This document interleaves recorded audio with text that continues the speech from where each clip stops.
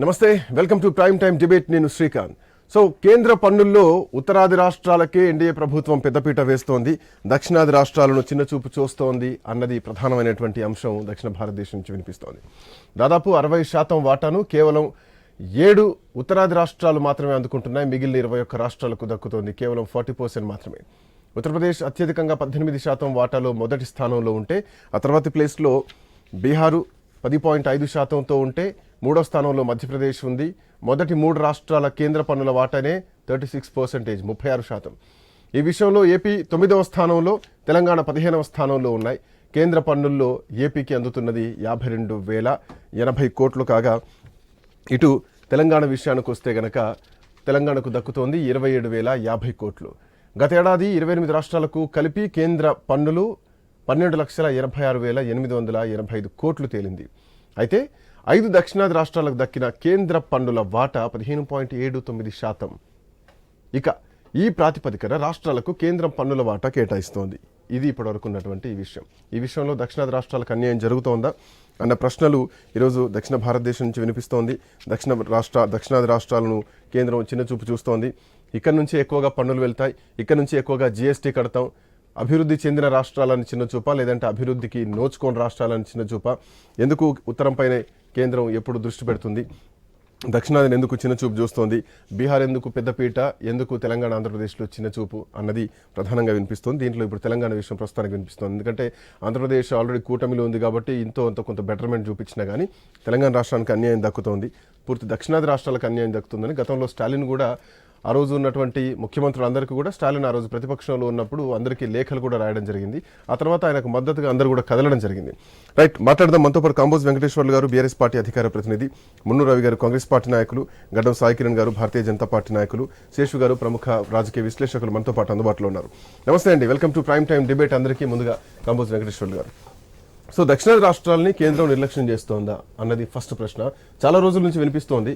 ఎప్పుడు బడ్జెట్ కేటాయించినా అదే విధంగా ఉంటుంది. పన్నుల విషయంలో దక్షిణాది రాష్ట్రాల నుంచి పోయేటువంటి పన్నులు వేరు, మళ్ళీ రాష్ట్రానికి వచ్చేటువంటి పన్నులు వేరు. సో ఏం చెప్తారు? ఈరోజు good evening news viewers and తోటి ప్యానల్ మెంబర్స్కు. లాస్ట్ 1947 నుంచి 2025 వరకు చూసుకుంటే గత 60 సంవత్సరాలు కాంగ్రెస్ పార్టీ పరిపాలించింది. దాని తర్వాత 15-20 సంవత్సరాలు బీజేపీ కూటమి పరిపాలించింది. దాంట్లో ఏ ప్రభుత్వాలు పరిపాలించినా కేంద్రంలో సౌత్ ఇండియాకు తక్కువ పర్సెంటేజ్నే బడ్జెట్ కేటాయింపులు జరుగుతున్నాయి.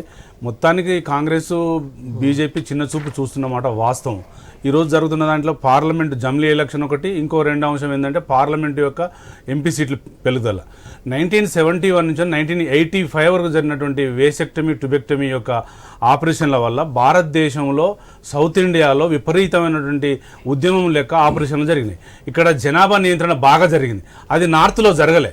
నార్త్లో ఒక యూపీలో తీసుకుంటే దాదాపు 80 నుంచి 80-90 ఎంపీ సీట్లు ఉంటే ఈరోజు వాళ్ళు 150-180 చేయాలనుకుంటున్నారు. మొత్తానికి టోటల్ భారతదేశంలో ఈ రోజు ఉన్నటువంటి 543 మంది ఎంపీలను 888 చేయాలనేది భారత ప్రధాని మోడీ యొక్క ఆర్ఎస్ఎస్, బజరంగ్ దళ్ అన్ని కూటమీలు కలిసి ఈ భారతదేశంలో ఆడుతున్నట్టు నాటకం. ఈ సౌత్ ఇండియాకి వచ్చేసరికి టోటల్గా ఇవాళ జాయింట్ పాలన యాక్షన్ ఒకటి వేసుకొని స్టాలిన్ గారు ఒక మీటింగ్ పెట్టుకొని మనకు జరుగుతున్నటువంటి బడ్జెట్ కేటాయింపుల్లో డీలిమిటేషన్లో అన్యాయం జరుగుతుందని దాని మీద జరుగుతుంది. ఎందుకు ఇట్లా జరుగుతుందనే దాని మీద నార్త్లో ఈ రోజు వరకు కూడా ఆపరేషన్లు తక్కువ, స్ట్రెంత్ ఎక్కువ. ఇవాళ 10-11 కోట్లు ఓన్లీ యూపీ ఉంటుంది, బీహార్ ఉంటుంది, మహారాష్ట్ర ఉంటుంది, మధ్యప్రదేశ్, పశ్చిమ బెంగాల్ హైయెస్ట్ 5 రాష్ట్రాలలో అక్కడే ఉంటుంది. ఇవాళ ఆంధ్రప్రదేశ్కి వచ్చేసరికి 6వ-7వ స్థానంలో ఉంటుంది. నేను ఏమంటున్నానంటే, మీరు గత 15th finance commission, every year finance commission చూసుకుంటే, ఏ ఫైనాన్స్ కమిషన్ చూసుకున్నా కూడా సౌత్ ఇండియాకు మీరు పంచాయతీరాజ్లో కానీ, మీరు బడ్జెట్లో కానీ, దేంట్లో కూడా విపరీతమైనటువంటి చిన్న చూపు చూస్తున్నారు భారతదేశంలో ఈ సౌత్ ఇండియాను. దాంట్లో ఇంకా తెలంగాణకు విపరీతంగా చూస్తున్నారు. లాస్ట్ 11 సంవత్సరాలల్లా పెట్రోల్ మీద జరిగినటువంటి కేటాయింపుల్లో ఏ రోజు కూడా తెలంగాణకు రావాల్సినటువంటి జిఎస్టీ కానీ అది కానీ మనకు రావాల్సినటువంటి వాటా రాలే. ఎగ్జాంపుల్ చెప్తాం మీకు, ఆంధ్రప్రదేశ్కు దాదాపు 60,000 కోట్లు ఇచ్చింది గత ఈ 16-17 మాసాలలో. తెలంగాణకి ఇచ్చింది ఎంతంటే 2,000-3,000 కోట్లు ఇచ్చారు. అంటే బీజేపీ పరిపాలించినా కాంగ్రెస్ పరిపాలించినా తెలంగాణకు గుండు సున్నా చూపిస్తున్నారు. ఇందాక మీరు జనాభా ప్రాతిపదికన దక్షిణాది రాష్ట్రాలు జనాభా ప్రాతిపదికన అంటే ఆ అంశాన్ని పాటించాయి, ఉత్తరాది వాళ్ళు పాటించలేదు. సో ఇక్కడ నియంత్రణ కంట్రోల్లోకి వచ్చింది. బట్ ఇక్కడ కూడా కంట్రోల్లోకి తీసుకొచ్చినందుకు కనీసం పారితోషికమా, కొంత గిఫ్టా, అట్లాంటి కొంత ఎంకరేజ్మెంట్ కూడా లేకపోవడం కూడా ఒక బాధాకరం అని చూడొచ్చు కదా. అయితే ఇక్కడ 2-3 అంశాలు చూసుకోవాలి సార్. ఒకటి ఏంటంటే, ఒకటి ఉమ్మడి ఆంధ్రప్రదేశ్లో తెలంగాణ బైఫర్కేషన్ జరుగుతున్నప్పుడు మనకున్న 17 ఎంపీలు 119 ఎంపీ సీట్లలో ఆ రోజు ఉన్నటువంటి దాంట్లో 153 ఎమ్మెల్యేలు ఇస్తాము, 24 ఎంపీలు ఇస్తామని ఆ రోజు జరిగింది. ఈ రోజు మనకు ఒకవేళ మొన్న జరిగిన కులగణన చూసుకుంటే అవి తగ్గే పరిస్థితి కనబడుతుంది. ఎందుకంటే భారతదేశంలో జనాభా పెరిగిందనేది అందరి మాట వాస్తవం. కానీ మొన్న రేవంత్ రెడ్డి గారి గవర్నమెంట్ బీసీలు తగ్గినట్టు చూపిస్తున్నారు. అంటే 119 ఇంకా తగ్గడానికి ఛాన్స్. ఈ లెక్కను చూసుకుంటే బీసీల, ఎస్సీల, ఎస్టీల పక్కన పెడితే జనాభా తగ్గింది పూర్తిగా. 30 లక్షల జనాభా తెలంగాణలో తక్కువ చూపిస్తున్నారు. ఎందుకంటే 2011 సెన్సెస్ ప్రకారం కూడా మన ఇప్పుడు మొన్న ఎలక్షన్ కమిషన్ ఆఫ్ చెప్పిన దాంట్లో కూడా మనకు 3.5 కోట్ల ఓటర్స్ ఉన్నారని చెప్తున్నారు. ఈ కేటాయింపులు నేను ఏమంటున్నానంటే, ఒక కేరళ తీసేస్తే కర్ణాటక, తమిళనాడు, ఆంధ్రప్రదేశ్, తమిళనాడు, తెలంగాణకు తీసుకుంటే ఎప్పుడు మీరు ఎవ్రీ ఇయర్ బడ్జెట్ తీయండి, మొత్తం సెన్సెస్ తీస్తే ఈ బడ్జెట్ లో మీరు రైల్వే ఒకటే కాదు, దేంట్లో కూడా మీకు బడ్జెట్ లో గుండుసున్నానే చూపిస్తుంది. గౌరవ్ కేటీఆర్ గారు, గౌరవ్ హరీష్ రావు గారు, గౌరవ్ మా ముఖ్యమంత్రి, పాత ముఖ్యమంత్రి కేసీఆర్ గారు పదే 10 సంవత్సరాలు చెప్పారు. ఫస్ట్ మొదటి సంవత్సరం 2014లో తెలంగాణ బైఫర్కేషన్ అయిన తర్వాత మేము గజ్వేల్కి మోడీ గారిని పిలిపించినప్పుడు మాకు సఖ్యత మంచిగా ఉండే. దాని తర్వాత వస్తుంటే మోడీ గారు తెలంగాణను చిన్న చూస్తుంటే మేము మోడీ గారికి దూరం అయిపోయినాం. ఆయన పార్లమెంటు డోర్ దగ్గర పెట్టి తెలంగాణ ఇచ్చారు, తల్లిని పిల్లల్ని విడదీసి చెప్పారు. అందుకనే కేటాయింపుల్లో తెలంగాణకు తీవ్రమైన నష్టం జరిగింది. ఒక తెలంగాణ తీసుకుంటే మొత్తం టోటల్ సౌత్ ఇండియా కూడా, తమిళనాడు కానీ, ఆంధ్రప్రదేశ్ కానీ, తెలంగాణ కానీ, కర్ణాటక కానీ, కేరళ కానీ, మొత్తానికి ఇక్కడ ఉన్నటువంటి నేనేమంటున్నట్టు ఇక్కడ ఎక్కువ బడ్జెట్లు తెలంగాణకి వెళ్ళి మొత్తం సౌత్ ఇండియాకి వెళ్ళి ఉంటే రాబడి మాటకి మనం పే చేస్తున్నాం. జిఎస్టీ పే చేస్తున్నాం. ఏ ట్యాక్స్ లో ఒక ఇన్కమ్ ట్యాక్సే కాదు, ఏ ట్యాక్స్ కేంద్ర ప్రభుత్వానికి మనం పే చేసుకుంటూ పోతే మనకు రావాల్సిన వాటాలు ఇవ్వడం లేదు. ఒక్క ఎగ్జాంపుల్ చెప్తాం మీకు. రూపాయి పోతే మొన్నటికి మొన్న 23-24లో RBI 4 లక్షల కోట్ల డివిడెండ్ ఇచ్చింది. కానీ ఏ రాష్ట్రానికి ఎంత ఇచ్చింది కూడా మోడీ గారు చెప్పట్లేదు, మన ఎకనామిక్ మినిస్టర్ చెప్పడం, నిర్మలా సీతారామన్ చెప్పట్లేదు. దీని మీద సౌత్ ఇండియాకు కాంగ్రెస్ పార్టీ, బీజేపీ పార్టీ రెండు తీవ్రంగా నష్టం చేస్తున్నాయి. ఎందుకంటే ఇక్కడ ఉన్న రాష్ట్రాల పరిపాలనతోనే డెవలప్ అవుతున్నాయి తప్ప కేంద్రం ఇచ్చింది శూన్యం. ఏమిస్తుంది? 19 ఇప్పుడు రూపాయి మనం కేంద్రానికి ఇస్తే 49 పైసలు తెలంగాణకి ఇస్తున్నారు, అది 53 పైసలు ఆంధ్రకి. అక్కడైతే రూపాయి పే చేస్తే 800 రూపాయలు బీహార్లో ఇస్తున్నారు, గుజరాత్లో ఇస్తున్నారు. ఎందుకు అంత నష్టం జరుగుతుంది? మధ్యప్రదేశ్ వాళ్ళకు నేను చెప్తుంది, మధ్యప్రదేశ్, మహారాష్ట్ర, గుజరాత్, బీహార్, యూపీకి వాళ్ళు ఇస్తున్న వాటర్ కేటాయింపులో 48% 4 స్టేట్లకు ఇస్తే సౌత్ ఇండియాకు 20% కూడా దాటట్లేదు. అంటే మనం ఇస్తున్నది నాకు తెలిసి కేంద్ర ప్రభుత్వం నడుస్తున్నది సౌత్ ఇండియా బడ్జెట్ మీద నడుస్తుంది, కానీ రిటర్న్ మాత్రం రావట్లేదు. ఇది తీవ్రంగా నష్టం జరుగుతుంది. రేపు రాబోయే డీలిమిటేషన్ లో కూడా సౌత్ ఇండియాకు చాలా నష్టం జరిగే పరిస్థితి కనబడుతుంది. ఎందుకంటే ఒకవేళ డీలిమిటేషన్ చేస్తే, జనాభా ప్రాతిపదికన చేస్తే, మాకు 1975 నుంచి 86 వరకు 2, 3, 4 సంతానం పిల్లలు ఉండేది. 85 నుంచి 95కి వచ్చేసరికి 1-2కే వచ్చింది. అంటే మనం తగ్గించినాం. మరి డీలిమిటేషన్లో మరి మనవి పోతాయా ఉంటాయా అనేది ఇవాళ మోడీ గారు 888 ఎంపీలను తీసుకురావాలి, ఒక యూపీకి వెళ్ళి 150 పెట్టుకోవాలి, మొత్తం భారతదేశంలో కాషాయ వస్త్రము ఈ మొత్తం హిందూ సామ్రాజ్యం ఏలుకోవాలనే ప్రతిపాదన పెడతాను తప్ప దీంట్లో ఏం ప్రజలకు మేలు జరిగే కనబడతలేదు. ఎక్కడ దక్షిణాది రాష్ట్రాలను నిర్లక్ష్యం చేస్తుందా కేంద్ర ప్రభుత్వం అన్నది ఒక చర్చ నడుస్తోంది. కేంద్ర ప్రభుత్వానికి అత్యధికంగా ఆదాయాన్ని ఇచ్చేటువంటి రాష్ట్రాలు దక్షిణ భారతదేశంలోని రాష్ట్రాలు, కానీ వాటిని ఉత్తరాది రాష్ట్రాల అభివృద్ధికి మాత్రమే కేటాయిస్తున్నారు.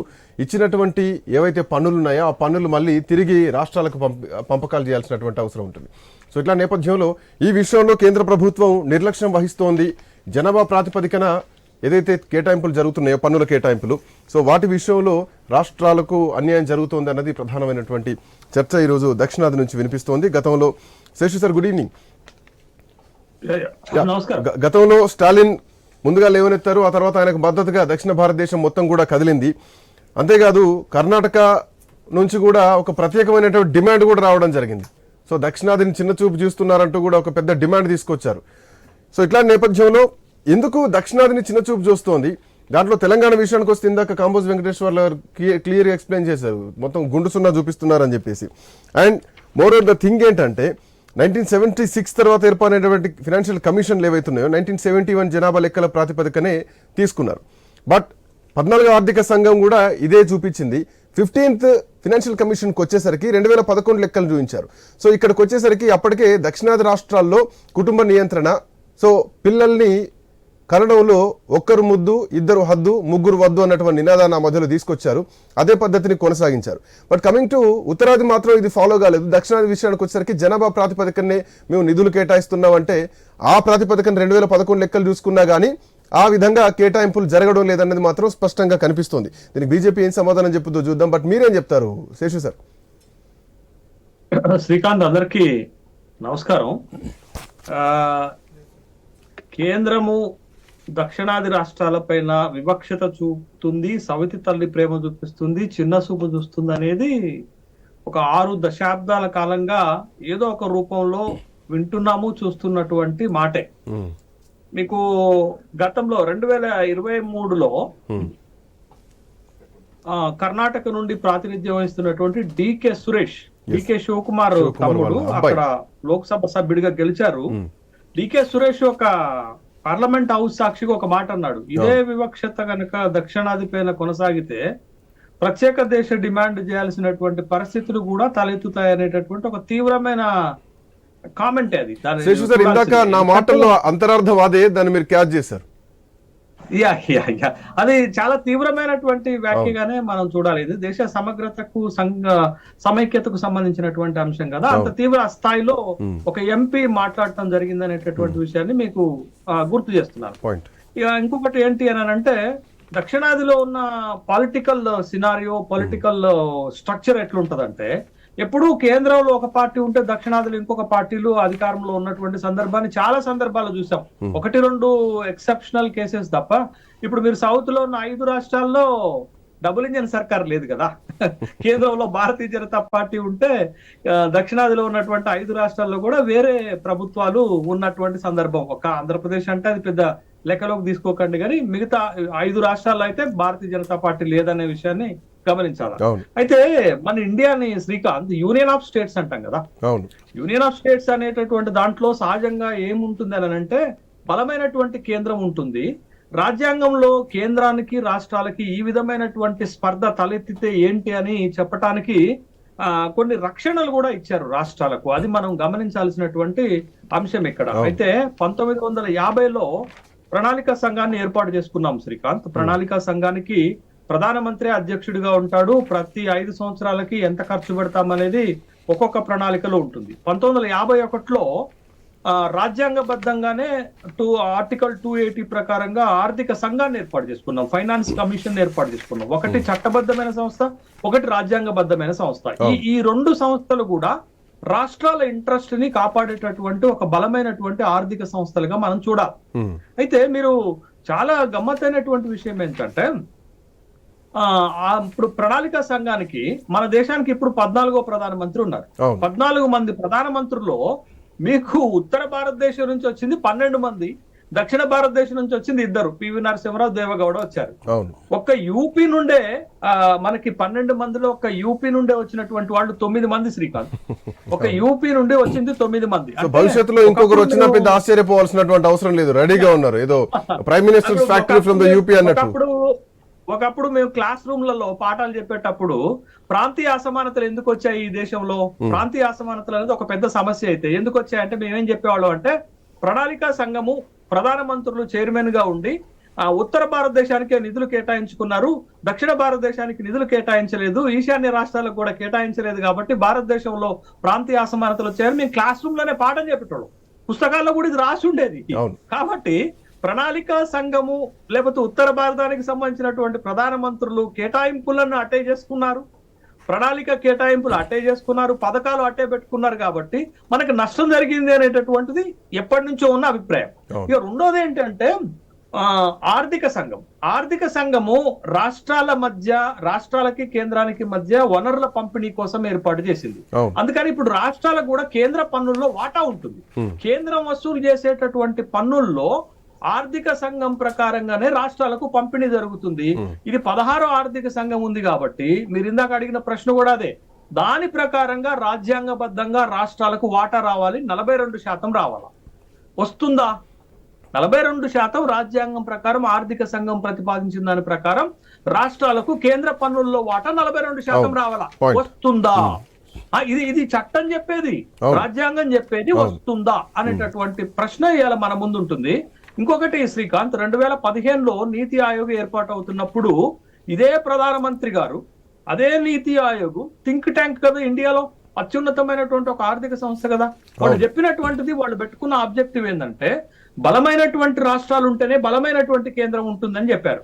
మరి ఇప్పుడు జరుగుతున్నటువంటి పరిణామాలు చూస్తే రాష్ట్రాలను ఆర్థికంగా బలహీనం చేస్తున్నట్టు కనపడుతుందా, బలోపేతం చేస్తున్నట్టు కనపడుతుందా అనేటటువంటి ప్రశ్న మనకు వస్తుంది. అయితే ఇటీవల మీకు చిన్న ఎగ్జాంపుల్ చెప్తాను. మన తెలంగాణ రాష్ట్రానికి మాజీ ఆర్బీఐ గవర్నర్ దువ్వూరి సుబ్బారావు గారు వచ్చారు. దువ్వూరి సుబ్బారావు గారు వచ్చి ఒక ప్రైవేట్ మీటింగ్ లో మాట్లాడుతూ ఏం చెప్పారంటే, రాజ్యాంగబద్ధంగా ఆర్థిక సంఘం ప్రకారం రాష్ట్రాలకు రావాల్సినటువంటి 42% నిధులు రావటం లేదు అన్నారు. ఎందుకు రావటం లేదనంటే, కొత్తగా కేంద్ర ప్రభుత్వం తీసుకొస్తున్నటువంటి ప్రతిపాదనలు ఏంటంటే, పన్ను రూపంలో వసూలు చేస్తే 42% రాష్ట్రాలకు ఇవ్వాలి.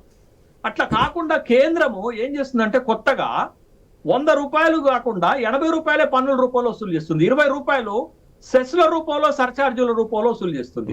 సెస్ రూపంలో, సర్చార్జీల రూపంలో వచ్చే 20 రూపాయలు అంటే 100కి 20 రూపాయల్లో రాష్ట్రానికి 1 రూపాయి ఇవ్వదు. అంటే 100 రూపాయల పన్ను వస్తే రాష్ట్రానికి 42 రూపాయలు ఇవ్వాలి లెక్క ప్రకారం. కానీ ఇప్పుడు కేంద్రం అనుసరిస్తున్నటువంటి వైఖరి ఏంటి అని అంటే, 100 రూపాయలు పన్నుల రూపంలో కాకుండా 80 రూపాయలు పన్నుల రూపంలో తీసుకొచ్చి 20 రూపాయలు సర్చార్జీ రూపంలోను, వాటి రూపంలో, సెస్ల రూపంలో తీసుకొస్తుంది. అది మొత్తం 20 రూపాయలు కేంద్రం దగ్గర ఉంటది. 80 రూపాయల్లో 42% అంటే రాష్ట్రాలకు మిగిలేది 30% నిధులు మాత్రమే వస్తున్నాయి. అంటే రాజ్యాంగబద్ధంగా కూడా, చట్టబద్ధంగా కూడా దేశంలో ఉన్నటువంటి రాష్ట్రాలకు నష్టం జరుగుతుంది. ఇది పాయింట్ 1. శేషు సార్, ఇంకొకటి మీ పాయింట్ అంటే, జనాభా లెక్కల ప్రకారం, ఆధారిత ప్రకారం నిధుల కేటాయింపు జరుగుతున్నది అన్నది అఫ్ కోర్స్ అది ఉన్నమాటే. దీంట్లో దక్షిణ భారతదేశం మొత్తం కూడా ఆ విధానాన్ని అంటే సక్సెస్ అయింది, విజయవంతమైంది. బట్ ద థింగ్ ఏంటంటే, ఇందాక మీరు ఆర్టికల్ గురించి, రాజ్యాంగం గురించి మాట్లాడారు. దట్ ద ఆర్టికల్ 280 ప్రకారం నిధుల కేటాయింపు ఎట్లా చేయాలో నిర్ణయించడానికి ఎవ్రీ 5 years ఒకటి ఫైనాన్షియల్ కమిషన్ ఏర్పాటు చేయడం జరిగింది. సో దాని ప్రకారం కేటాయింపులు జరుగుతున్నాయా? 32% నుంచి 42%కి పెరిగిన దాంట్లో దక్షిణానికి ఎంత వస్తుంది అన్నది ఒక పాయింట్ అయితే, జనాభా ప్రాతిపదికనే కేటాయింపులు జరుగుతాయి అన్నది ఎంతవరకు వాస్తవంగా ఇప్పుడు మనం చర్చించాలి అన్న పాయింట్ ఒకటైతే గనక, ఈ మధ్య కాలంలో తెలంగాణలో కులగణన లెక్కలు జరిగినాయి. తెలంగాణ జనాభా తగ్గించి చూపించినటువంటి పరిస్థితి కనిపిస్తోంది. సో ఈ లెక్కను చూసుకుంటే కనుక ఇంకా భారీ నష్టం జరిగే ప్రమాదం లేదా?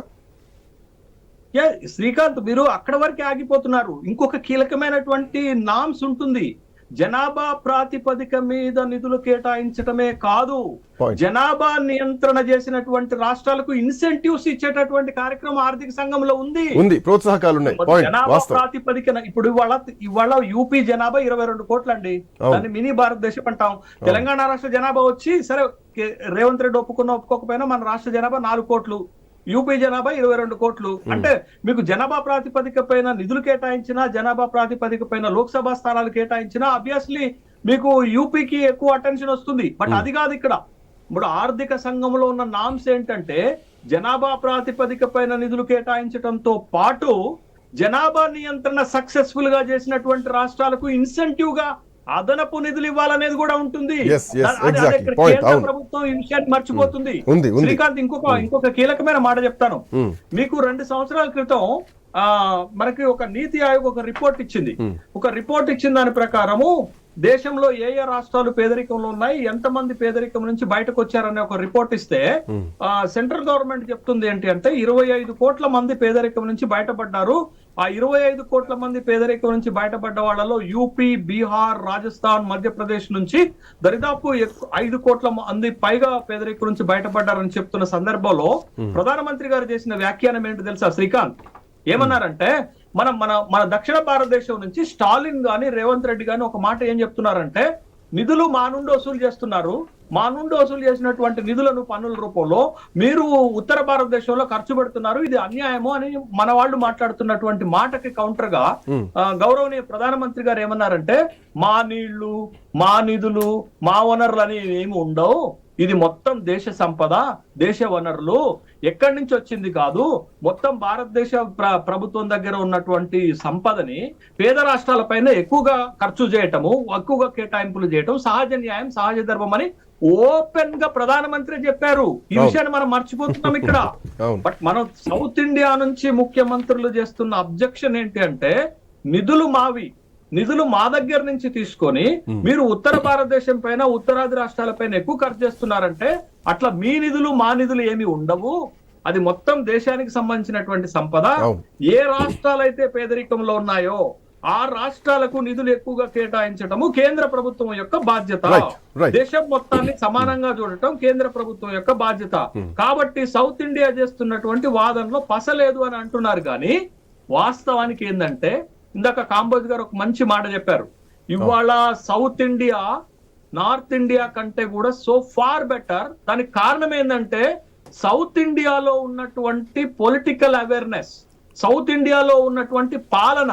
మీరు చూడండి, ఇక్కడ ఒక ఎఫెక్టివ్ ఉంటుంది. వీటితో పాటు ప్రజల్లో ఉన్నటువంటి అవేర్నెస్ కూడా పరిగణలోకి తీసుకోవాలి. మన సొంత వనరులతోటి మనం అభివృద్ధి చెందాం. ఇంతవరకు దక్షిణాదికి బలమైనటువంటి సపోర్ట్ ఏ కేంద్ర ప్రభుత్వం లేదు. అది కాంగ్రెస్ కావచ్చు, బీజేపీ కావచ్చు, జనతా దళాలు కావచ్చు, ఏ దళాలైనా ఒక సపోర్ట్ మనకు లేదు. కానీ దక్షిణ భారతదేశం ఈ స్థాయిలో అభివృద్ధి చెందిందంటే because of our own resources, because our effective administration, because of our political dynamism అనేటటువంటి విషయాన్ని మనం గమనించాలి.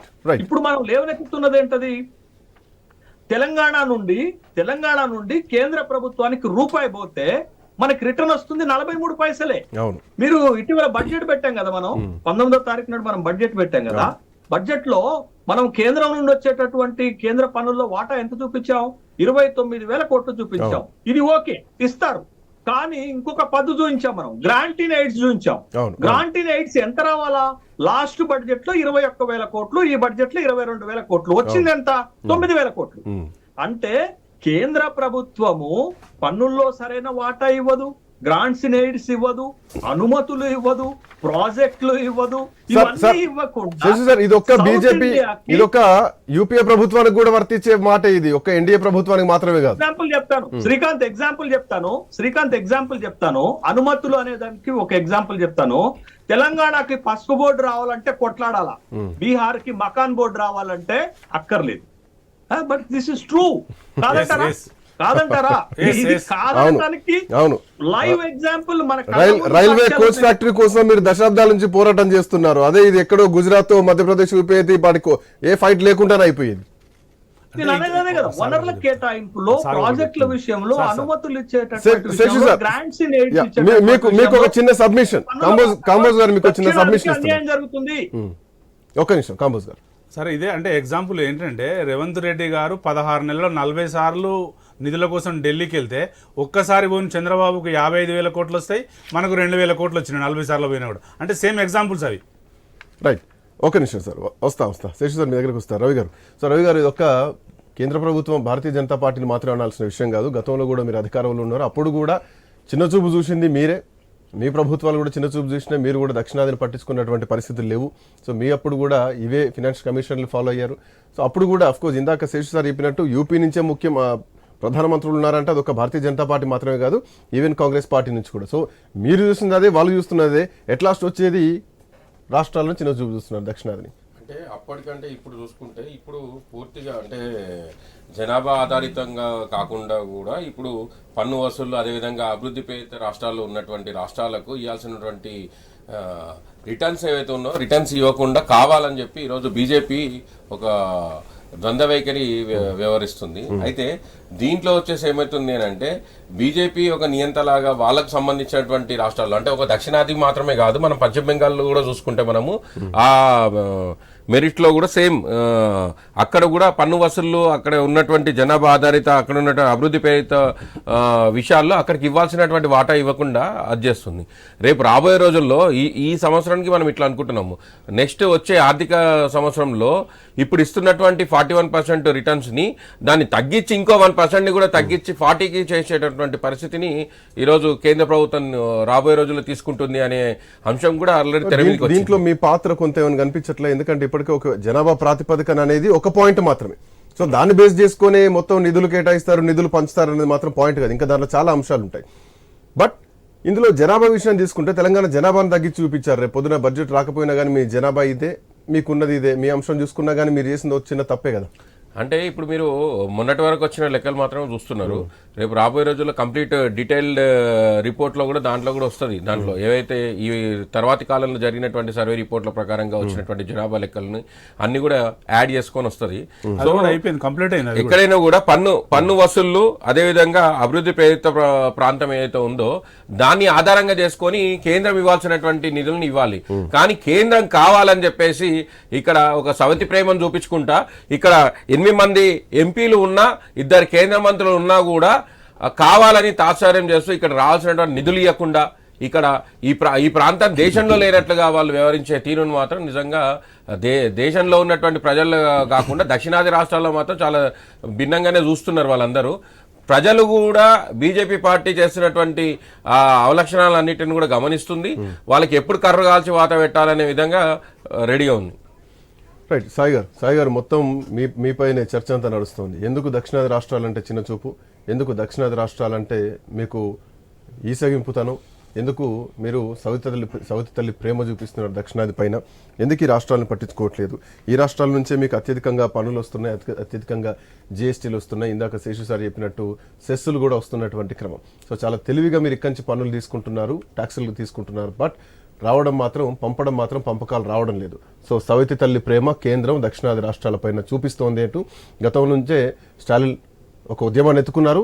దానికి తోడు ఆఖరికి మమతా బెనర్జీ కూడా దీనికి మద్దతు ఇచ్చి మాట్లాడినటువంటి సందర్భాన్ని కూడా ఒకసారి గుర్తు చేసుకోవాలి. ఏం చెప్తారు? ప్యానెల్ అందరికీ నమస్కారం.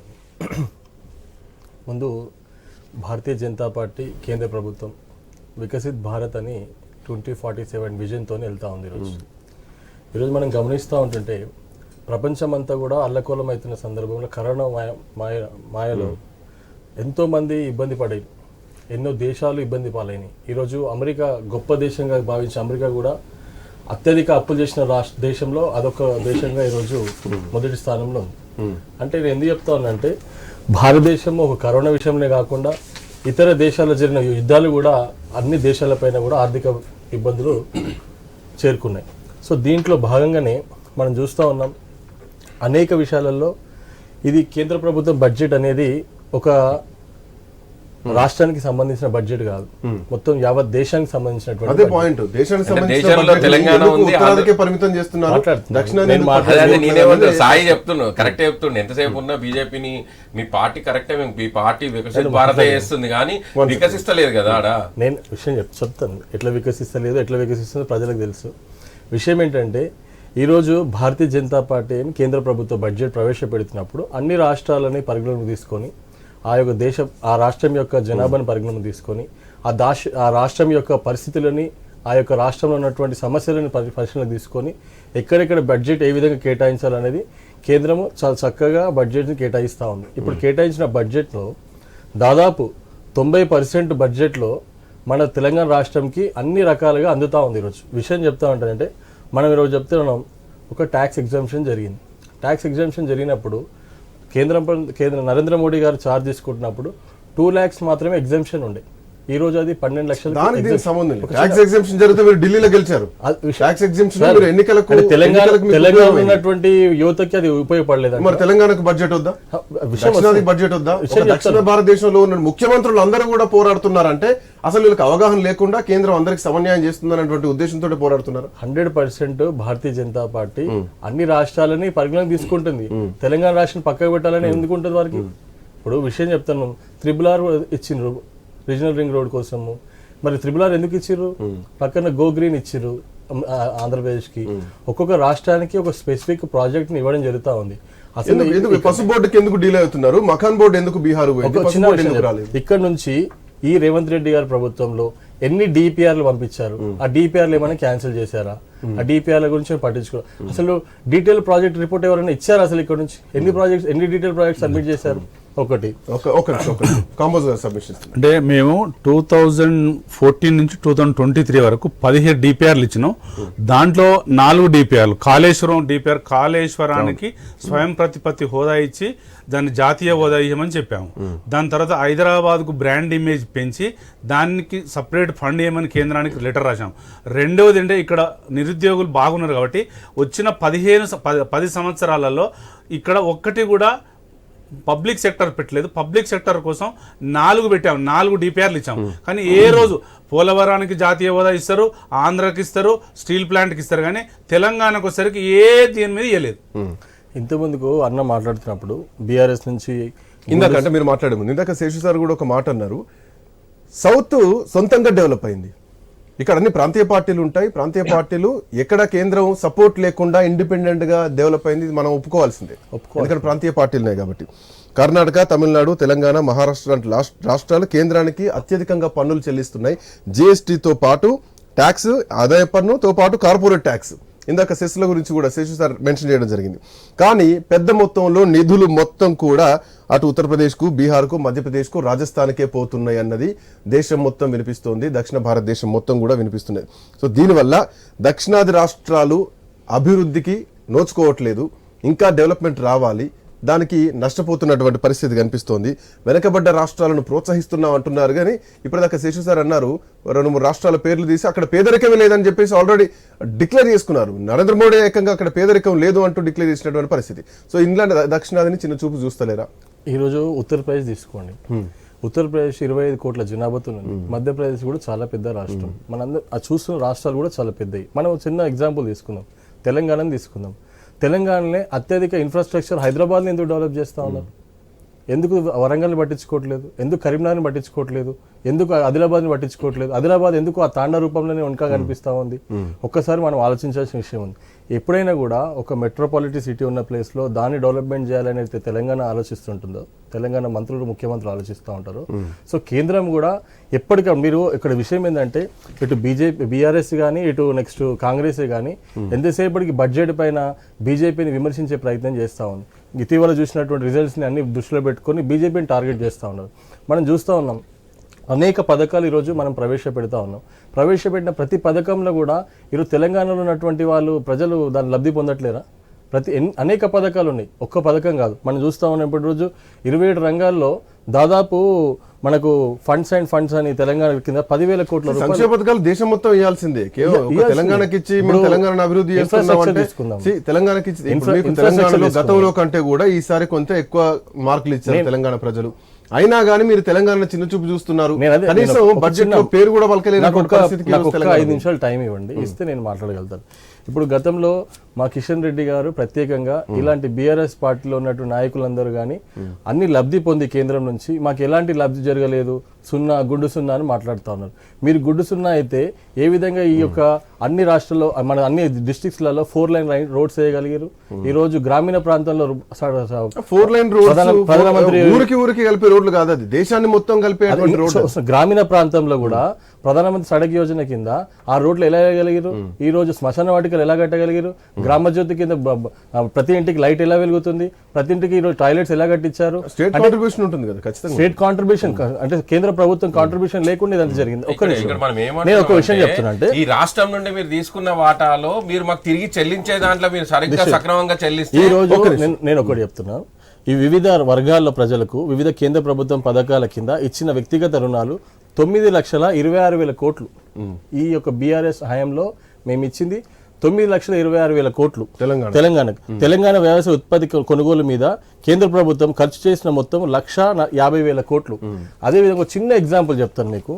ఇక్కడ మేము జిహెచ్ఎం మొత్తం ఈ యొక్క ప్రధానమంత్రి ఆయుష్ యోజన కింద 2,53,000 బెడ్రూమ్లు మేము డబుల్ బెడ్రూమ్లు మేము మంజూరు చేస్తే ఉత్తర భారతదేశం లెక్కలు కూడా తీసి చూపించగలుగుతారు. తప్పకుండా ఇప్పుడు చర్చకు వచ్చినప్పుడు అన్ని తీయాల్సి వస్తుంది. 2,53,000 డబుల్ బెడ్రూమ్లు కట్టమని ఇస్తే కనీసం వీళ్ళ పరిపాలనలో 1,00,000 బెడ్రూమ్లు కూడా కట్టలేని పరిస్థితి వీళ్ళది.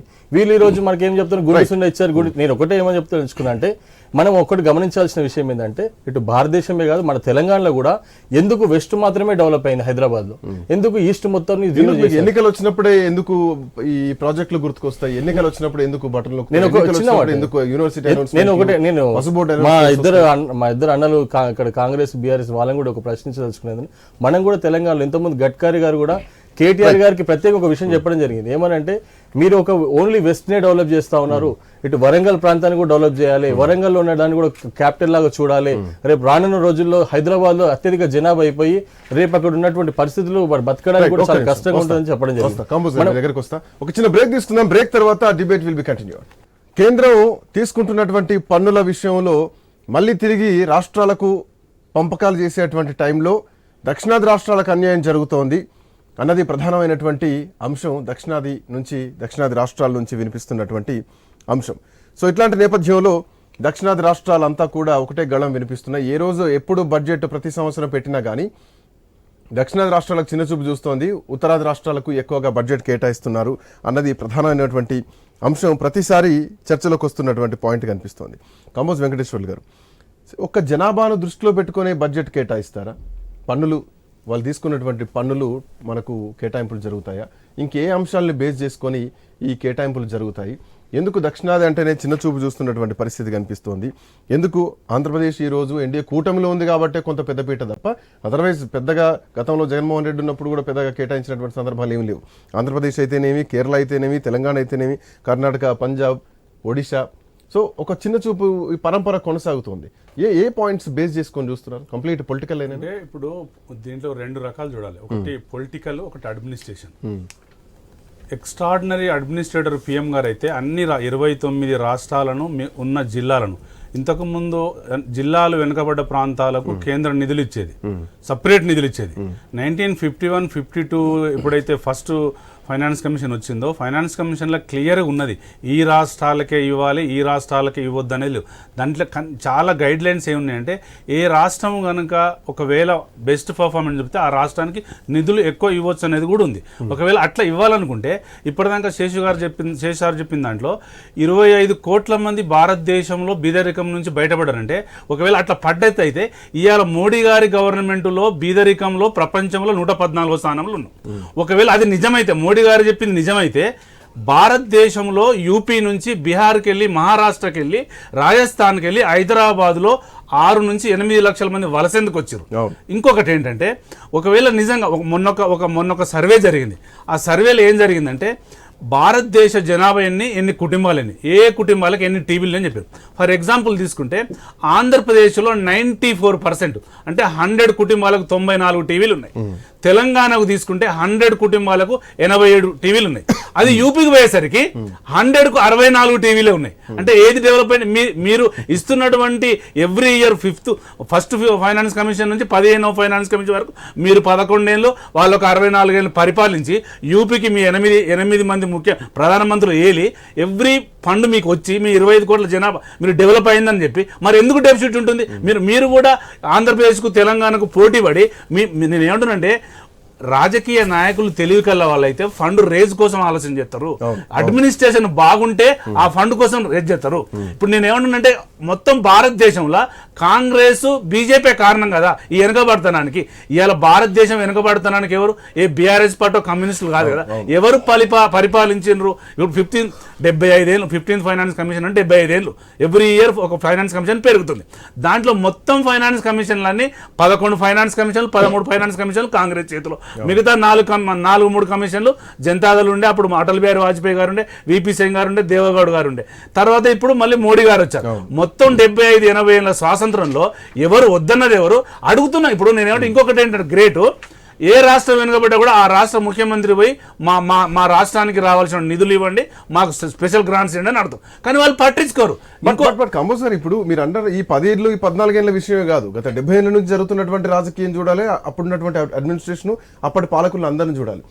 ఆ రోజు నుంచి ఈ రోజు వరకు ఈ సౌత్ ఇండియా నుంచి మనం ఏ రాష్ట్రానికి ఆ రాష్ట్రం కొట్లాడుకోవడమే జరుగుతుంది తప్ప అందరూ కలిసి ఏకపక్షంగా ఒక నిర్ణయం తీసుకొని ఒక ఉద్యమ బాటగా పోయినటువంటి పరిస్థితులు మాత్రం అయితే ఇక్కడ ఒకటి మీకు చెప్పాలి ఇంపార్టెంట్. భారతదేశంలో 2 అంశాలు ఉంటాయి. ఒకటి హిందీ మాట్లాడే వాళ్ళు, ఒకటి సౌత్ వాళ్ళు.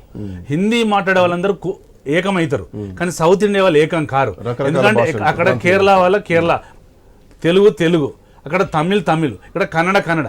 ఎవరు చెప్పింది వాళ్ళు. ఒకవేళ వీళ్ళు చెప్పినా అయినా కూడా, ఎగ్జాంపుల్ మోడీ గారు ఎట్లా చేస్తారంటే 7 రాష్ట్రాలలో ఎట్లా విచ్ఛిన్నం చేసి ప్రభుత్వాలు తీసుకొచ్చిండో మోడీ గారికి బాగా తెలుసు. అందుకనే ఇప్పుడు 2 అంశాలు ఉన్నాయి ఇక్కడ. బడ్జెట్లో సౌత్ ఇండియాకు తక్కువ కేటాయింపులు, డీలిమిటేషన్లో సౌత్ ఇండియాకు తక్కువ చేయాలి. మనం అనుకున్నట్టుగా లేదు ఇప్పుడు పరిస్థితి. మోడీ గారు చాలా ప్లాన్ ప్రకారం జమ్లీ కోసం బాగా ఆలోచన చేసి సౌత్ ఇండియా నెట్ దెబ్బ కొట్టాలంటాను. సార్ ఇంతకుముందు మంచి క్వశ్చన్ వేశారు. ఇప్పుడు ఎక్కడైతే నీళ్లు, నిధులు, నియామకాలు లేవో అక్కడ నుంచి ప్రాంతీయ ఉద్యమాలు వస్తాయని చెప్తున్నారు. కానీ స్వాతంత్రం వచ్చిన 80 ఏళ్ళల్లో మన సౌత్ ఇండియా కూడా డబ్బులు రాకపోతే ఏదైనా నినాదం ఎత్తుకుంటే మళ్ళీ ఫోటో చట్టాలు, మళ్ళీ చాలా చట్టాలు వచ్చినాయి. ఇప్పుడు ఎక్కువ మాట్లాడినా కూడా కేసులు పెట్టే చట్టాలు. మీరు ఒక నినాదం అన్నారు, ఈ నినాదాన్ని బేస్ చేసుకొని శేషు సార్ ఒక పాయింట్ మీద రెస్పాండ్ కావాల్సినటువంటి అవసరం ఉంది. సో ఇప్పటికే అంటే అభివృద్ధి చెందని రాష్ట్రాలకు అధిక నిధులు ఇచ్చేటువంటి పరిస్థితి అని చెప్పేసి ఉత్తరాది రాష్ట్రాలకు ఎక్కువిస్తున్నారు. చెందుతున్న రాష్ట్రాల నుంచి ఎక్కువ ట్యాక్సులు తీసుకుంటున్నారు, ఎక్కువ జిఎస్టీలు తీసుకుంటున్నారు, ఇన్కమ్ ట్యాక్సులు తీసుకుంటున్నారు, పన్నులు ఎక్కువ తీసుకుంటున్నారు ఓవరాల్ గా. బట్ ఇక్కడ ఇంకొక తీవ్రమైనటువంటి, మీరు ఇందాక మాట అన్నారు, డిమాండ్స్ వినిపిస్తున్నాయని. సెపరేట్ ద్రవిడ నాడు, south India for south Indians అన్న డిమాండ్ కూడా చాలా కాలం నుంచి వినిపిస్తోంది. ఇందాక మీరు మాటల్లో డికే శివకుమార్ వాళ్ళ అబ్బాయి అన్నారు కదా, డికే సురేష్, ఆయన లేవనెత్తిన డిమాండ్, ఈ వినిపిస్తున్నటువంటి డిమాండ్. సో ఇది కొంత కనెక్టివిటీ కనిపిస్తోందేమో. ఏమైనా రానున్న కాలంలో ఉద్యమం ఏమైనా లేసే ఛాన్స్ ఎక్స్పెక్ట్ చేయొచ్చా? ఈ పరిస్థితిని ఎట్లా చూడొచ్చు?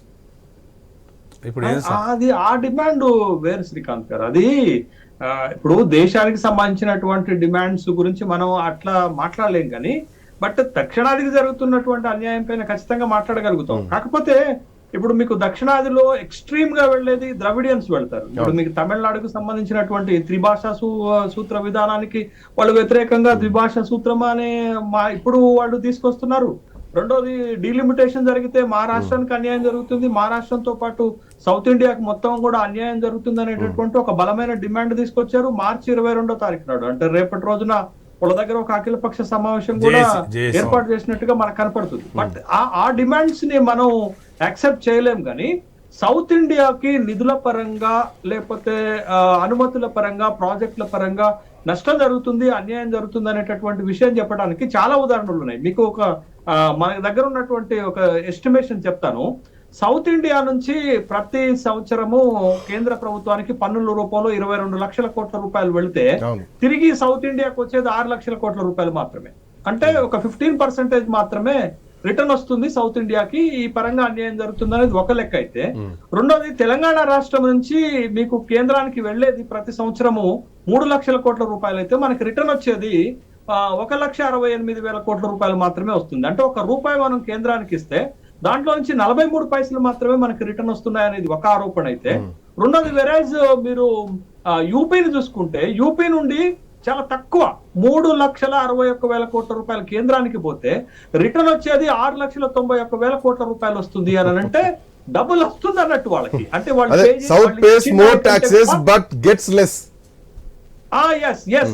అదే నేనేమంటున్నాను, వాళ్ళు ట్యాక్స్ వాళ్ళు ఇచ్చేది తక్కువ కేంద్రానికి, కానీ వాళ్ళకి రిటర్న్ వచ్చేది ఎక్కువ.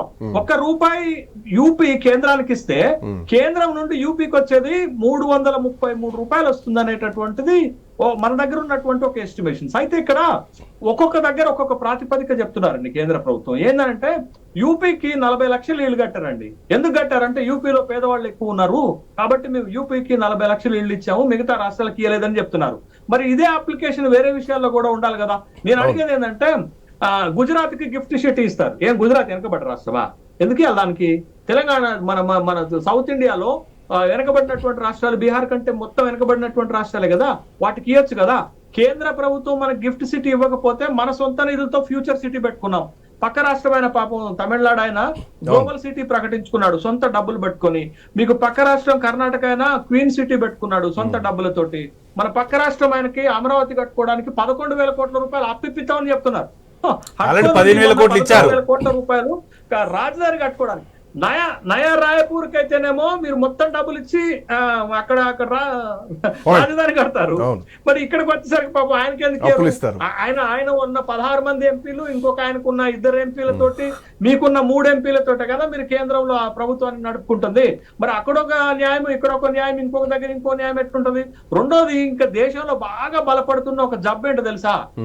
డబుల్ ఇంజిన్ సర్కార్ ఉంటే అభివృద్ధి జరుగుతుంది, లేకపోతే జరగదా? అంటే మీరు కేంద్రంలో మీరు ఉంటారు, రాష్ట్రాల్లో వేరే పార్టీ ఉంటే అభివృద్ధి జరగదు. ప్లీజ్ ఒక్క మాట.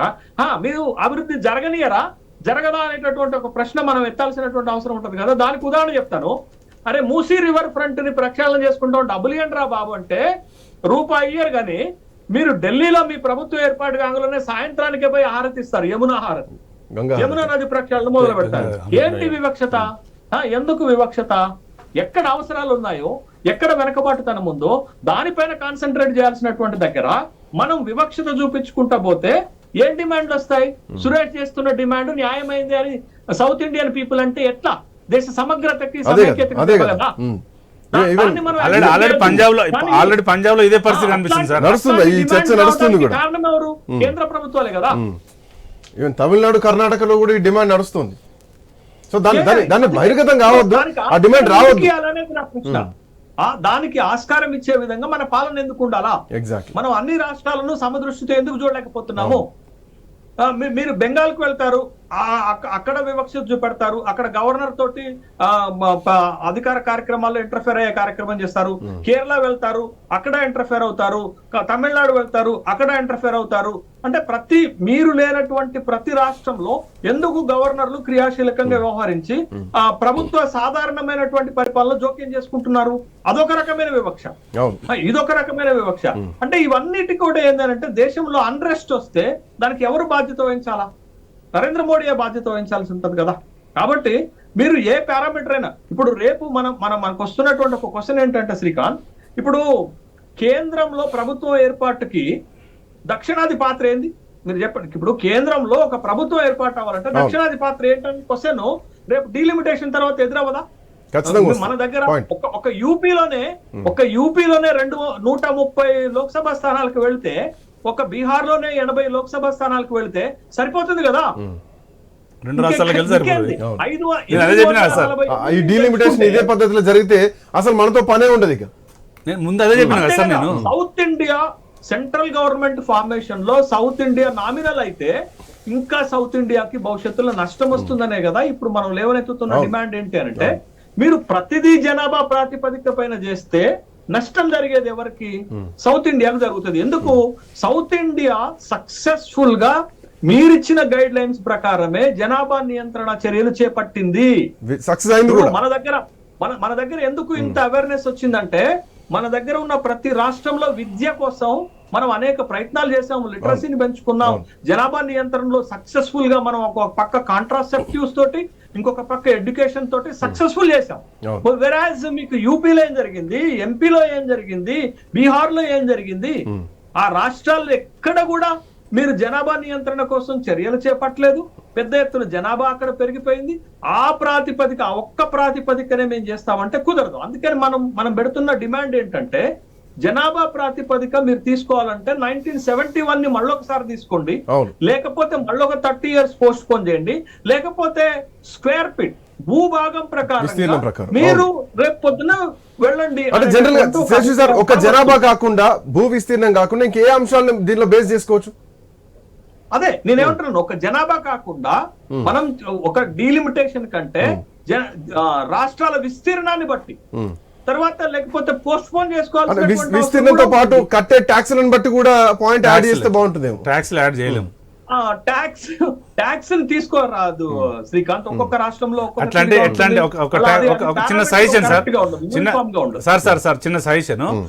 మొత్తం భారతదేశంలో ఉన్న 28 రాష్ట్రాలలో సౌత్ ఇండియాకి వెళ్ళి హైయెస్ట్ 70% ఇన్కమ్ ట్యాక్స్ పేయర్స్ ఉంటే, మిగతా 23 స్టేట్లలో గంతే ట్యాక్స్ పేయర్స్ ఉన్నారు. సాయి గారు సో పాయింట్స్ మొత్తం విన్నారు. శేషు గారు మాట్లాడింది. రేపు పొద్దున డీలిమిటేషన్ అయితే అసలు సౌత్ ఇండియాను పట్టించుకునేటువంటి పరిస్థితులు కూడా ఉన్నాయి.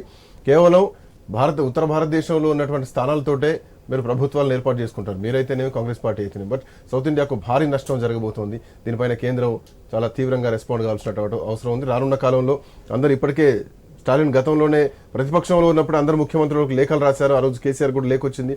మళ్ళీ ఈ ఉద్యమం ఇంకోసారి స్టార్ట్ అయ్యే ఛాన్సెస్ ఉన్నాయి. సార్ ఇదంతా అఖిలపక్షం ఒక మీటింగ్ జరుగుతుంది, అందరి సజెషన్స్ తీసుకోవడం జరుగుతుంది. ఇప్పుడు ఒక చిన్న మాట చెప్తా ఉన్నాను. 150 సీట్లు చేశారు. సరే ఈ రోజు అంటే భారతీయ జనతా పార్టీ ఉత్తరప్రదేశ్లో గత 10 సంవత్సరాల నుంచి ఉంది.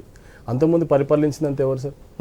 విషయం మనం అర్థం చేసుకోవాల్సింది ఏంటంటే 10 సంవత్సరాల్లో అక్కడ అంత పేదరికం అనుభవించారు కాబట్టి అక్కడ ఎడ్యుకేషన్ సిస్టమ్ కరెక్ట్ లేదు కాబట్టి మోడీ ఏమన్నారు, దేశ సంపద అందరిది, అదే మాట అందరిది, నా మాట ట్యాక్స్ కట్టినా మళ్ళందరికీ పోవాలి. నేనేం చెప్తున్నంటే ఒక 3 ఏళ్ల బాలిక పైన కూడా అత్యాచారం చేసేటువంటి రాష్ట్రంగా ఆ రాష్ట్రాన్ని చూసాం మనం ఒకప్పుడు.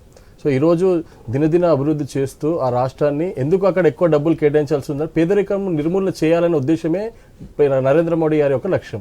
ఏ రాష్ట్రాలలో ఎక్కడెక్కడైతే పేదరికం ఉందో ఆ రాష్ట్రాలకి కొంత బడ్జెట్ ఎక్కువ కేటాయించాలని ఆలోచన. ఇప్పుడు కుటుంబ పేదరికం ఉన్న రాష్ట్రాలకు బడ్జెట్ ఎక్కువ ఇస్తారు, సౌత్ ఇండియాలో ఉన్నటువంటి రాష్ట్రాలకు కూటమిలో ఉన్న ఇక్కడ దేశం యొక్క ప్రగతి పదంలో నడిపించాలనుకున్నప్పుడు అన్ని రకాల ఆలోచించాల్సిన బాధ్యత అక్కడ తెలంగాణ స్మార్ట్ సిటీ విషయం కానీ, కర్ణాటకలో క్వీన్ సిటీ విషయమే కానీ, తమిళనాడు విషయమే కానీ, ఈ కేరళ విషయమే కానీ సొంతంగా వాళ్ళు సిటీలను డెవలప్ చేసుకుంటూ ఎదిగారు తప్ప కేంద్రం సపోర్ట్ ఎక్కలేదు. ఈవెన్ హైదరాబాద్ విషయంలో చూసుకున్నా కానీ దీన్ని యాక్సెప్ట్ చేస్తారా? ఒక చిన్న విషయం చెప్తాను. తెలంగాణ తీసుకుంటున్నప్పుడు కొన్ని ప్రాంతాలు చాలా గొప్పగా డెవలప్ అయ్యాయి, మరి కొన్ని ప్రాంతాలు డెవలప్ అయ్యలేని పరిస్థితి. తాండాలో ఉన్న వాళ్ళు ఈరోజు కూడా చదువుకోలేని పరిస్థితిలో ఉన్నారు. అనేక ప్రాంతాలు ఇంకా చదువుకోలేరు. మనం ఇక్కడ అబ్జర్వ్ చేయాల్సిన విషయం ఏంటంటే దేశం మొత్తం తీసుకుంటున్నప్పుడు నరేంద్ర మోడీ గారి యొక్క లక్ష్యం, కేంద్ర ప్రభుత్వం యొక్క లక్ష్యం ఏముంటుంది? ఎక్కడెక్కడైతే వెనుకబడినటువంటి రాష్ట్రాలు ఉన్నాయో ఆ రాష్ట్రాలని మొదటి స్థానానికి తీసుకురావాలి, పైకి తీసుకురావాలి, వాళ్ళని అభివృద్ధి చేయాలని ఆలోచనలు ఉంటారు. ఈ రోజు మనం ఆర్థికంగా గొప్పగా ఉన్నామని చెప్పుకుంటున్నాం. తెలంగాణ రాష్ట్రము మనకి ఇస్తున్నప్పుడు ఆర్థికంగా దాదాపు 90,000 కోట్లతోనే 90,000 కోట్లతోనేమో మనకు ఆర్థికంగా మనకి ఇవ్వడం జరిగింది, డబ్బు ఇవ్వడం జరిగింది. ఈరోజు ఎందుకు అప్పుల రాష్ట్రంగా మారింది అంటే 100% 9,000 కోట్లు ఇస్తున్నారు కానీ అంతకుముందు 20,000 కోట్లు, అంతకుముందు 22,000 కోట్ల రూపాయలు కూడా భారతదేశంలో 40,000 కోట్లు రావాల్సిన ప్లేస్ లో 9,000 కోట్లు. భారతదేశంలో ఉన్న అన్ని రాష్ట్రాలు అప్పుల్లోనే ఉన్నాయి. అప్పులు లేని రాష్ట్రాలు ఏం లేవు. 100% తెలంగాణ ఈరోజు విషయం ఏంటంటే డైరెక్ట్ అసెంబ్లీ సాక్షిగా రేవంత్ రెడ్డి గారు ఏం మాట్లాడుతున్నారంటే నేను జీతాలు ఇచ్చే పరిస్థితులు లేను, పక్క నుంచి అప్పు తీసుకొచ్చి కట్టే పరిస్థితులు ఉన్నా అంటే అలాంటి అప్పులు చేసి ఈ రాష్ట్రాన్ని అప్పుల పాలు చేసి ఇచ్చే పథకాలు ఎందుకు అని విషయం అర్థం చేసుకునేప్పుడు ఒక అడ్మినిస్ట్రేషన్ నడుపుతున్నప్పుడు అన్ని విధాలలో డెవలప్మెంట్ రాష్ట్ర ప్రభుత్వం అప్పుల విషయం సెకండరీ. చిన్న విషయం నేను ఏమంటానంటే ఎంతసేపటికి మనం కూడా అబ్జర్వ్ చేయాల్సిన విషయం ఇప్పటికే 150,000 కోట్లు మనం అబ్జర్వ్ చేయాల్సిన విషయం ఏంటంటే ఎంతసేపటికి పేపర్ల మీద బడ్జెట్లు ప్రకటించాలంటే చాలా ఈజీగా ప్రకటించవచ్చు. నేను అడుగుతా ఉన్నాను ఈ రోజు గత ప్రభుత్వాన్ని కానీ ఇప్పుడున్న ప్రభుత్వాన్ని కానీ బీసీలకి, ఎస్సీలకి, ఎస్టీలకి ప్రవేశపెట్టినటువంటి బడ్జెట్ లో ఎంతవరకు దాన్ని న్యాయం చేసి చెప్పండి. మీరు దీనిపైన చర్చ పెట్టండి, విషయం చెప్పండి. 22,000 కోట్లు వీళ్ళు ప్రకటించారు కదా ఎస్సీ. మీరు ఒక మంత్రిత్వ శాఖ పెట్టండి ఫస్ట్. విషయం చెప్తున్నాను. బీసీలో ఎస్సీలకి 22,000 కోట్లు ఇచ్చారు కదా, ఎంతవరకు ఖర్చు చేసారు? 40,000 కోట్లు. అదే విషయం, మీరు ఒక ఫస్ట్ బడ్జెట్ చెప్తున్నాను, మీరు అది ఖర్చు పెట్టినట్టు ప్రూవ్ చేయండి. 5,000 కోట్లు బీసీలకు ఇచ్చినట్టు చెప్పారు, అది ఎంతసేపు పేపర్ మీదనే. ఇప్పుడు చూడండి రేవంత్ రెడ్డి గారిని తీసుకోండి, తన సొంత జిల్లాకి, తన సొంత ఉన్నటువంటి కాన్స్టిట్యూషన్ కి 11,100 కోట్ల జిల్లాకి ఇవ్వడం, 1,100 కోట్లు ఇవ్వడం జరిగింది. మిగతా జిల్లాలకు ఎందుకు అన్యాయం చేశారు? గుజరాత్ కి ఎందుకు నిధులు పోతాయి, తెలంగాణకి? అందుకే చెప్తున్నాండి, వారే ఒకసారి ఇక్కడ రేవంత్ రెడ్డి గారి యొక్క లక్ష్యం ఏంటి? యూపీ నుంచి రేవంత్ రెడ్డి గారి యొక్క లక్ష్యం ఏంటంటే వాళ్ళు ప్రధానమంత్రులు అయ్యారు కాబట్టి రేవంత్ రెడ్డి గారి లక్ష్యం ఏంటంటే ఒక ప్రాంతాన్ని డెవలప్ చేయాలి. నరసింహారావు లేకపోవడం ఇక్కడ జరుగుతున్న రేవంత్ రెడ్డి గారి యొక్క లక్ష్యం ఏంటంటే వారి ప్రాంతాన్ని డెవలప్ చేయాలని చెప్పేసి అక్కడ ఉన్న మహబూబ్నగర్ ప్రాంతాన్ని డెవలప్ చేయాలి. విషయం ఏంటంటే మనం అర్థం చేసుకోవాల్సిన విషయం ఏంటంటే భారతీయ జనతా పార్టీ అన్ని రంగాల్లో, అన్ని విషయాలలో డెవలప్ చేసుకుంటూ వస్తుంది. ఈ రోజు ఇన్ఫ్రాస్ట్రక్చర్ లో ఎక్కడ డెవలప్మెంట్ లేదు. ఈ రోజు తెలంగాణకి మెట్రో కంటిన్యూ డెవలప్ మొత్తం ఎక్స్ప్లెయిన్ చేశారు. తెలంగాణకి ఏమి ఇస్తున్నారు, కేంద్ర భారతదేశానికి ఎంత ఇస్తున్నారు, ఏ రాష్ట్రం సొంతంగా ఎదిగింది, అన్యాయం జరుగుతుంది. ఇక్కడ ఉన్న 100% మా ఎంపీలు ఇప్పుడు గెలిపించారు, వాళ్ళ బాధ్యత ఉంది, వాళ్ళు తప్పకుండా వెళ్తారు, ఆ బడ్జెట్ విషయంలో మాట్లాడతారు, తీసుకొచ్చే పరిస్థితి జరుగుతుంది. కానీ విషయం ఏంటంటే ఇక్కడ ప్రాంతీయ పార్టీలో ఒక చిన్న మాట, ప్రాంతీయ పార్టీలో రిలీజ్ చేశారు. ప్రాంతీయ పార్టీలో ఒక చిన్న మాట, నా మాట వినండి దయచేసి. కోట్ల బడ్జెట్ అడిగాము, ఒక లెటర్ కూడా నా మాట ఏమంటున్నానంటే ప్రాంతీయ పార్టీ ఏదైతే బడ్జెట్ కేటాయించిందో, ఇప్పుడు 3 లక్షల కోట్లు బడ్జెట్ కేటాయించింది. నిజంగా రేవంత్ రెడ్డి గారి దగ్గర 3 లక్షల కోట్లు ఉన్నాయా? వారికి వస్తుంది ఎంత అండి? ఎంత వస్తున్నది? 5,000 కోట్లు మిగులుతున్నాయి అంటే సంవత్సరానికి వారి దగ్గర ఉండే 60,000 కోట్లు. 5 సంవత్సరాల ఒక నిమిషం సార్, 5 సంవత్సరాలకు వాళ్ళ దగ్గర ఉండేది 3 లక్షల కోట్లే. మరి 3 లక్షల కోట్ల బడ్జెట్ ఎట్లా ఇచ్చారు అంటే పేపర్ మీద వేయడానికి సరిపోతుందా? వాస్తవాలు నిజంగా చెప్పాల్సిన అవసరం ఉంది. బడ్జెట్ లెక్కలు మాట్లాడితే ఓటాన్ అకౌంట్ బడ్జెట్ నుంచి రావాల్సి వస్తుంది. ఎంత బడ్జెట్ కేటాయించారు, ఎంత ఇచ్చారు? మేము చెప్పాలంటే అదే బీజేపీ వాళ్ళు మాటలు మాత్రమే చెప్తున్నారు, ఈ దేశాన్ని మొత్తం ముంచు. మేము చేతులలో ఉంటాం కాబట్టి దేశం మొత్తం ఈ రోజు చెప్పాల్సిన అంత అవసరం లేదు. ఎందుకు అని అంటే మేము చేసేది చెప్తున్నాము, చేయబోయేది చెప్తున్నాం. మేము ఇచ్చినటువంటి ప్రభుత్వం బాధ్యత లేదా? మీ బీజేపీ పార్టీ అర్థం చేసుకోండి, 8 మంది ఎంపీలు ఉన్నారు, 2 కేంద్ర మంత్రులు ఉన్నారు. పార్టీ ఉండాలి అనుకుంటే ఈ ప్రాంత ప్రజలపై anyway thank you so much Kamoj Venkateswarlu garu, Munnuru Ravi గారు, గడ్డం సాయి కిరణ్ గారు, అట్లాగే ప్రొఫెసర్ శేషు సార్.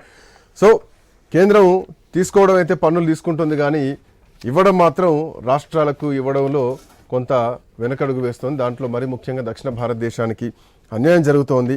సవితి తల్లి ప్రేమ చూపిస్తోందని చాలా కాలం నుంచి జరుగుతున్నటువంటి చర్చ ఇంకా ఎక్కువగా నడుస్తోంది. ఈ అంశం ఇప్పటికే అటు స్టాలిన్ లేవనెత్తితే గతంలో దక్షిణ భారతదేశంలో ఉన్నటువంటి ముఖ్యమంత్రులంతా కూడా దానికి స్పందించారు. సో రానున్న కాలంలో అంటే ప్రతి బడ్జెట్లో కూడా ఇదే జరుగుతోంది. ఎందుకు తమిళనాడు అంటే చిన్న చూపు, ఎందుకు కర్ణాటక అంటే, ఎందుకు తెలంగాణ అంటే, ఎందుకు మహారాష్ట్ర లాంటి రాష్ట్రాల కేంద్రానికి అధికంగా పన్నులు చెల్లించినా కానీ, జీఎస్టీ చెల్లించినా కానీ, ఆదాయ పన్ను చెల్లించినా కానీ, కార్పొరేట్ ట్యాక్సులు చెల్లించినా కానీ ఎందుకు మళ్ళీ రిటర్న్ వచ్చేసరికి మాకు తక్కువ బడ్జెట్ కేటాయిస్తున్నారు, తక్కువ ఇన్కమ్ ఇస్తున్నారు, తక్కువ పెట్టుబడులు ఇస్తున్నారు అన్నది ప్రధానమైనటువంటి చర్చ ఈరోజు సౌత్ నుంచి వినిపిస్తుంది. సో ఏం చేస్తారు భారతీయ జనతా పార్టీ నాయకులు, ఏం చెప్తారు? రానున్న కాలంలో కేంద్రం ఎట్లా బిహేవ్ చేయబోతోంది? గత 70 ఏళ్ళుగా ఇదే జరుగుతుంది, భవిష్యత్తులో కూడా ఇట్లానే ఉంటుందా? రేపు డీలిమిటేషన్ అయితే సౌత్ పరిస్థితి ఏంటి అన్నది ప్రధానమైనటువంటి చర్చ నడుస్తుంది. Let's see that's all for now. Next updates continue అయితే. Thank you for watching. Keep watching I news.